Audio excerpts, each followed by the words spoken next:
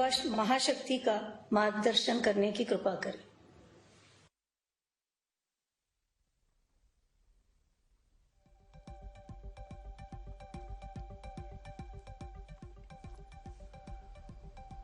नमस्कार। रोजगार मेले में जुड़े मेरे युवा साथियों, आप सबको बहुत बहुत बधाई। आज देश के 45 शहरों में 71,000 से ज्यादा युवाओं को नियुक्ति पत्र दिए जा रहे हैं। यानी आज एक साथ हजारों घरों में खुशहाली के नए दौर की शुरुआत हुई है। पिछले महीने आज के ही दिन धनतेरस पर केंद्र सरकार की तरफ से 75,000 नौजवानों को नियुक्ति पत्र बांटे गए थे। अब आज का ये विशाल रोजगार मेला दिखाता है कि सरकार किस तरह गवर्नमेंट जॉब देने के लिए मिशन मोड में काम कर रही है। साथियों, पिछले महीने जब रोजगार मेले की शुरुआत हुई थी तो मैंने एक और बात कही थी। मैंने कहा था कि विभिन्न केंद्र शासित प्रदेश, एनडीए और भाजपा शासित राज्य भी इसी तरह रोजगार मेले का आयोजन करते रहेंगे। मुझे खुशी है कि पिछले एक महीने में ही महाराष्ट्र और गुजरात में भी राज्य सरकारों की तरफ से हजारों युवाओं को नियुक्ति पत्र बांटे गए हैं। कुछ दिन पहले ही यूपी सरकार ने भी अनेकों युवाओं की नियुक्ति पत्र दिए हैं।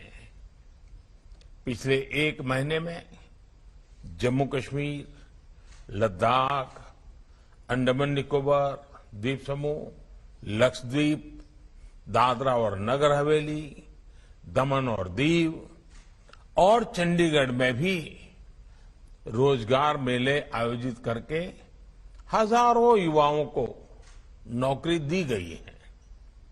मुझे बताया गया है कि परसों यानी 24 नवंबर को गोवा सरकार भी इसी तरह के रोजगार मेले का आयोजन करने जा रही है।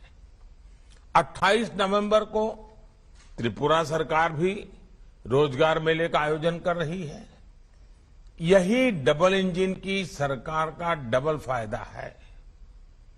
देश के युवाओं को रोजगार मेले के माध्यम से नियुक्ति पत्र देने का ये अभियान ऐसे ही अनवरत जारी रहेगा। साथियों, भारत जैसे युवा देश में हमारे करोड़ों नौजवान इस राष्ट्र की सबसे बड़ी ताकत है।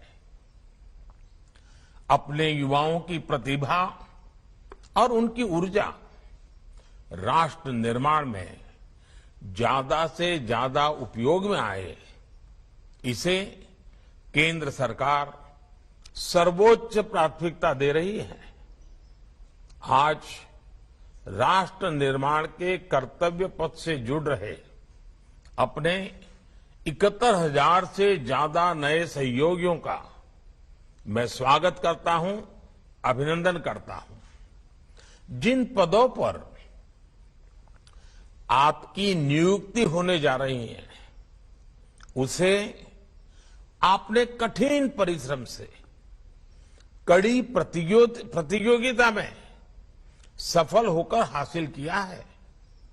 इसके लिए आपको और आपके परिवार को भी उतना ही हक है बधाई प्राप्त करने का।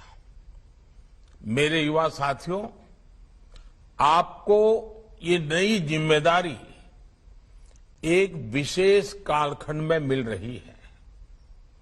देश अमृत काल में प्रवेश कर चुका है। हम देशवासियों ने मिलकर इस अमृत काल में भारत को विकसित बनाने का प्रण लिया है।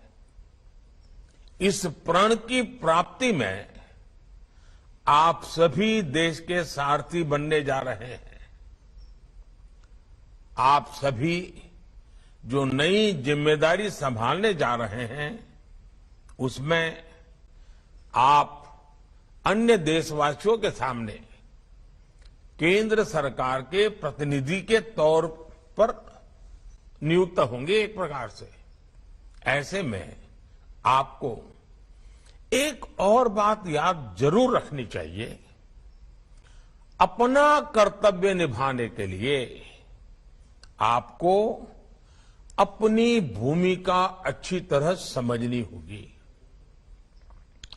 एक जनसेवक के तौर पर अपनी सेवाएं देने के लिए आपको अपनी क्षमता बढ़ाने, कैपेसिटी बिल्डिंग पर भी लगातार फोकस करना चाहिए। आज सरकार का प्रयास टेक्नोलॉजी की मदद से हर सरकारी कर्मचारी को बेहतर ट्रेनिंग की सुविधा देने का है।